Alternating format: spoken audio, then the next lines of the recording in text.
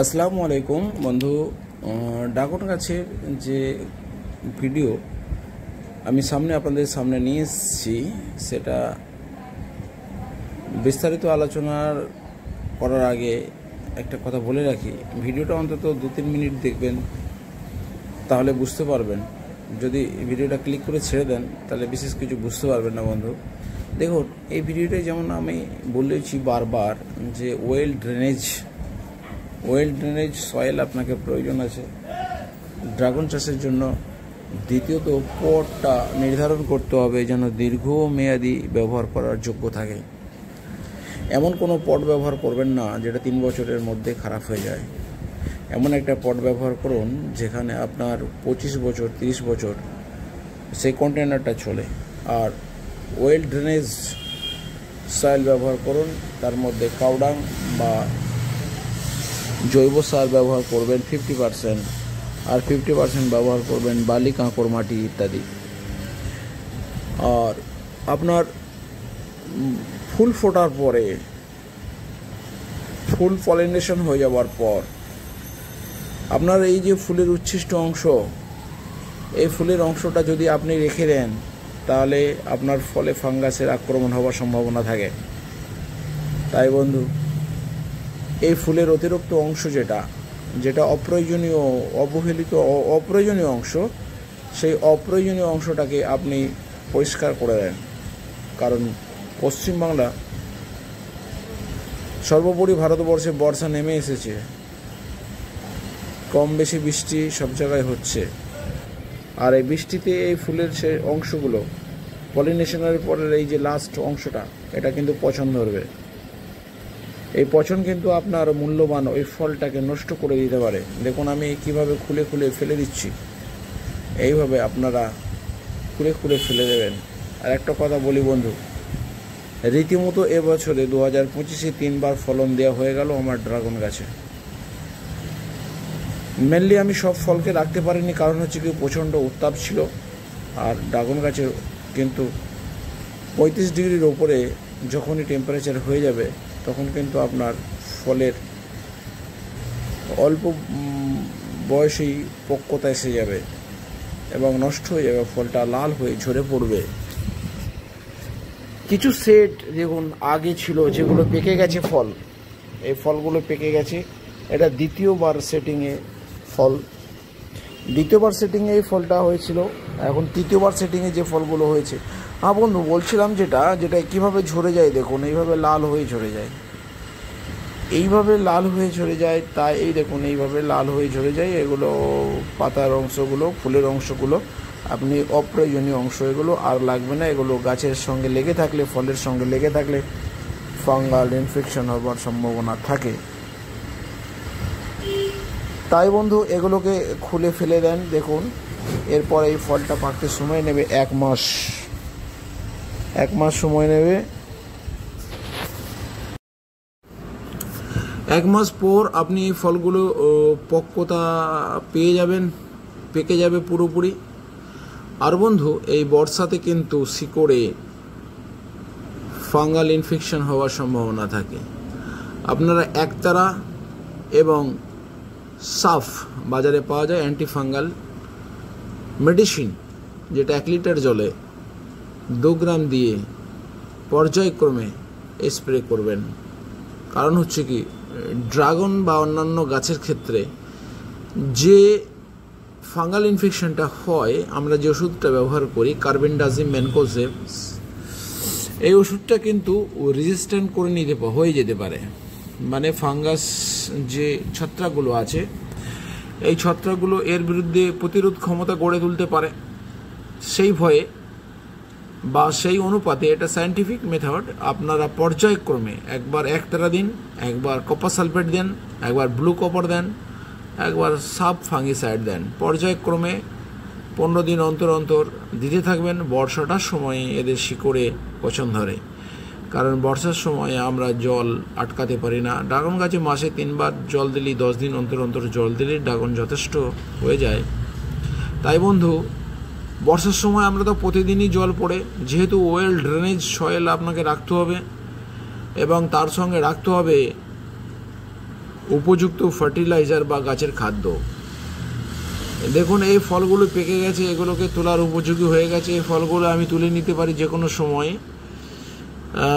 এগুলো 1 মাস আগে একবার এসেছিল, প্রচণ্ড উত্তাপের জন্য অনেক ফল অচিরেই ঝরে গেছে, কিন্তু গেলেও অনেক ফল ধরে আছে। অন্তত 500 থেকে 700 পিস ফল আমার ছাদের ওপরে হয়ে আছে, কারণ এখানে প্রায় 100-র ওপরে গাছ রয়েছে। সবই আলাদা পদ্ধতিতে করা, বিশেষ একটা আলাদা পদ্ধতি, স্ট্রাকচার কিছু করা নেই। কার্নিস থেকে ঝুলিয়ে দেওয়া হয়েছে গাছগুলোকে, এবং অতিরিক্ত হ্যাঙ্গিং না হয়ে যায় সেই জন্য নিয়মিত একে ছেদন করে দেওয়া হয় অগ্রভাগকে। যাই হোক বন্ধু, ড্রাগনের গোড়া পরিষ্কার রাখবেন। ড্রাগনের গোড়া থেকে অনেক ব্রাঞ্চ বেরোতে দেবেন না, অন্তত 2 ফুট ব্রাঞ্চ বেরোতে দেবেন না। আর আপনারা যদি গার্ডেনে করেন তাহলে আপনার 4 ফুট পর্যন্ত কোনো ব্রাঞ্চ বেরোতে দেবেন না। ব্রাঞ্চ প্রতি বছরই বেরোবে, আপনাকে আটকাতে হবে, কেটে দিতে হবে। সারা বছরই আপনাকে এই ছোট ছোট ব্রাঞ্চগুলোকে কাটতে হবে। আর বন্ধু, এখানে আমার রয়েছে 4 রকমের ড্রাগনের প্ল্যান্ট। একটা হচ্ছে ইসরায়েলিওলো, একটা হচ্ছে হোয়াইট ড্রাগন, একটা হচ্ছে ডেজার্ট স্মুথ, এর কাঁটাগুলো খুব নরম হয়, আর একটা হচ্ছে মোরাক্কাম রেড। 4 রকমের রয়েছে। এখানে আমার অনেক ড্রাগন গাছ রয়েছে। দেখুন ড্রাগনের ফল পেকে গেছে। আর এইগুলোকে আপনাকে এইটা দেখাবার জন্য আজকে ভিডিওটা মেনলি করা, যে এই অংশটা, এই ফুলের যে এই পচন ধরা অংশটা, এটাকে আপনি রেখে দিলে আপনার ফলে বর্ষার সময় আপনার ফল নষ্ট হয়ে যাওয়ার সম্ভাবনা থাকে। কিভাবে নষ্ট হয়? ব্যাকটেরিয়া এবং ফাঙ্গাস ইনফেকশন হয়ে যায়। তাই বন্ধু, এই মূল্যবান ফলকে আপনি আটকাবার, ভালো রাখার জন্য এবং ফাঙ্গাসের হাত থেকে আটকাবার জন্য নিয়মিত অ্যান্টিফাঙ্গাস স্প্রে করবেন, যেমন সাপ, ব্লু কপার, একতারা। আর দেখুন বন্ধু, এখানে আর একটা বিশেষ জিনিস দেখাতে চাই। এই যে মৌচাক, এই যে মৌচাকের মাছি, এই দেখুন মৌমাছিগুলো কীভাবে পলিনেশন করে দিচ্ছে।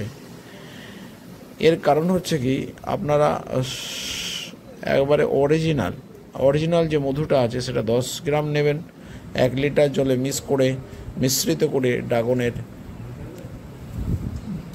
গাছে স্প্রে করে দেবেন, এবং ড্রাগনের টবে, গাছে, সমস্ত আশেপাশে জায়গাগুলোতে স্প্রে করে দেন।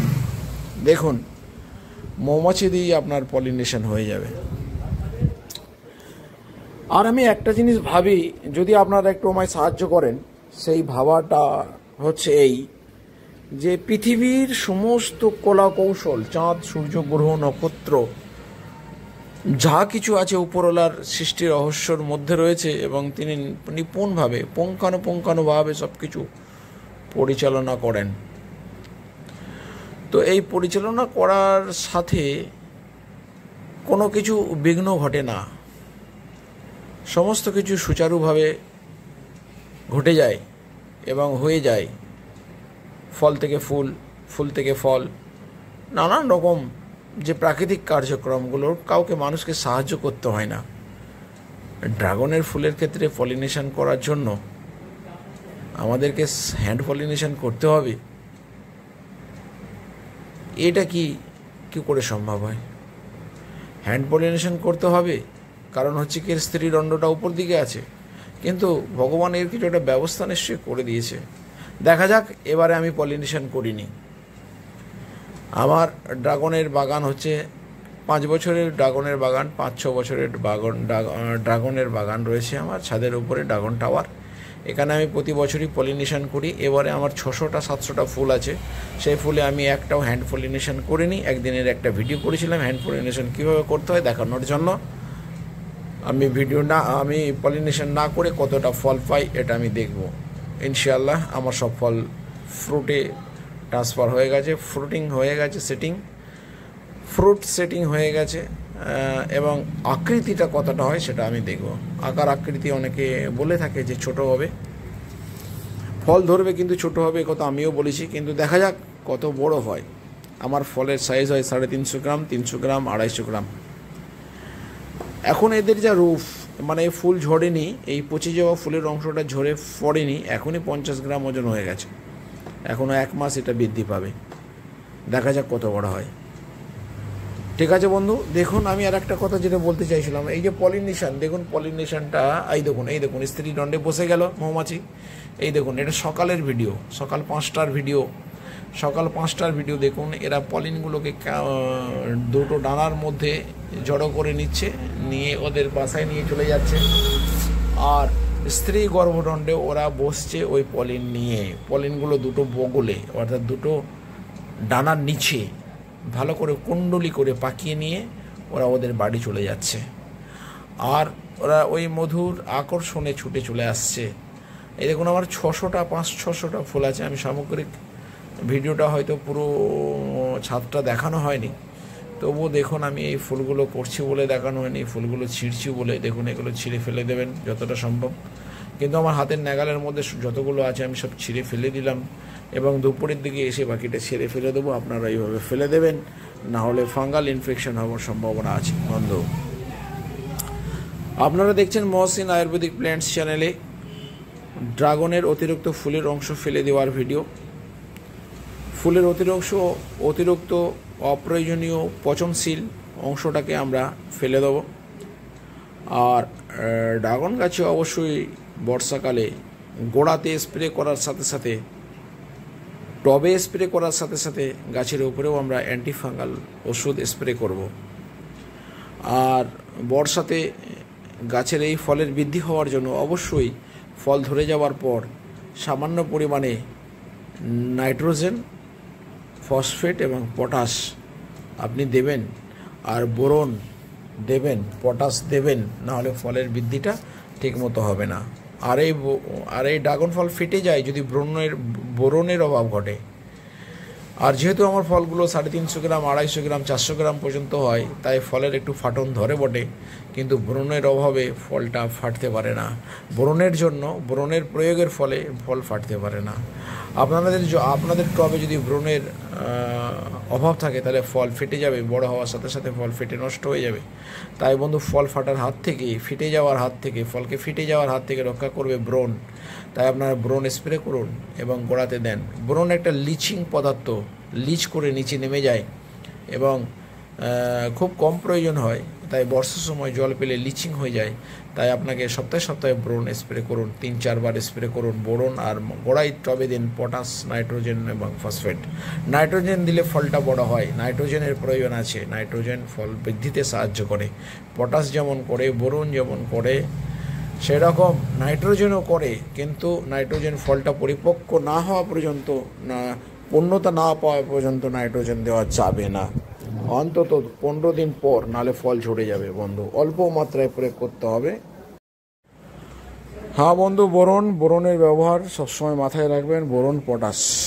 আর নাইট্রোজেনও অল্প পরিমাণে প্রয়োজন দেওয়ার, নাইট্রোজেনও দেবেন, কিন্তু অন্তত 15-20 দিন ফল ধরে যাওয়ার পর তবেই নাইট্রোজেন ইউজ করবেন। ফল ধরার সঙ্গে সঙ্গে বা ফুল আসার সময় নাইট্রোজেন ব্যবহার করলে ফল ফুল সব ঝরে যাবে। গাছ কাণ্ডটি বৃদ্ধিতে মন দেবে, কাণ্ড বৃদ্ধিতে, গাছের শাখা প্রশাখা বৃদ্ধিতে মন দেবে, মনোযোগী হবে, গাছ সবুজ হবে, কিন্তু ফল ঝরে যাবে, ফুল ঝরে যাবে। কিন্তু নাইট্রোজেনের একটা ফলের উপরে কাজ আছে, তাই অল্প মাত্রায় nitrogen, phosphate, potash, boron use করতে হবে। মাথায় রাখতে হবে যেন টবে ওয়েল ড্রেনেজ থাকে। আর ফুলের পচা অংশটাকে অবশ্যই বাদ দিয়ে দিতে হবে। ফুলের যে পচা অংশটা আছে সেটাকে আমরা বাদ দিয়ে দেবো। ঠিক আছে বন্ধু, ভিডিও দেখতে থাকুন, লাইক, শেয়ার, কমেন্ট এবং সাবস্ক্রাইব করবেন। ভিডিও শেষ প্রান্তে এসেছি, আগামী ভিডিও দেখার জন্য আমন্ত্রণ রইল।